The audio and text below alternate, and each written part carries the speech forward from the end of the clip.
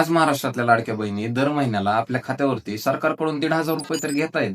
कदाचित या महागाईच्या काळामध्ये त्यांना या 1,500 रुपयांनी बऱ्यापैकी आर्थिक मदतही मिळत असेल. पण आज याच लाडक्या बहिणी आपल्या स्वतःच्या मनाला एक प्रश्न विचारतात का, की आज आपल्या घरामध्ये ज्या मुले आहेत त्या सुरक्षित आहेत का? आणि सरकार असं कोणते पाऊल उचलत आहे त्यांच्या सुरक्षिततेसाठी?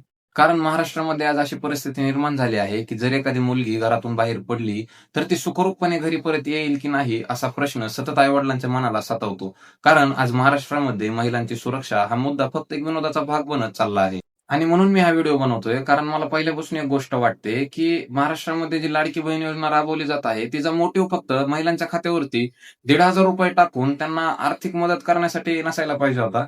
तर त्या योजनेचा मोटिव्ह हा महिलांना सुरक्षित कसं ठेवता येईल, महाराष्ट्रामध्ये वाढत्या रेप्सची संख्या कशी कमी करता येईल, महाराष्ट्रामध्ये रेप्स कसे थांबवता येतील आणि जरी रेप झाला तर लवकरात लवकर त्या रेपिस्टला फाशीची शिक्षा कशी होईल, हा मोटिव्ह या योजनेचा असायला पाहिजे होता. खरी लाडकी बहीण योजना तर तामिळनाडूचे मुख्यमंत्री थालापती विजय यांनी तामिळनाडूमध्ये राबवली आहे.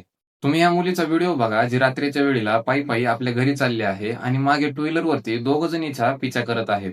पण हे पिछा करणारी रस्त्यावरली छपरी किंवा गुंड नसून तिला सुरक्षितपणे घरी पोहोचवणारी पोलीस आहेत. थालापतींच्या सरकारमध्ये मुलींच्या सुरक्षिततेसाठी नाईट पेट्रोलिंग टीम तयार करण्यात आलेली आहे. रात्रीच्या वेळेला ड्रोन लावण्यात आलेले आहेत, जेणेकरून प्रत्येक ठिकाणावरती बारीक लक्ष राहील.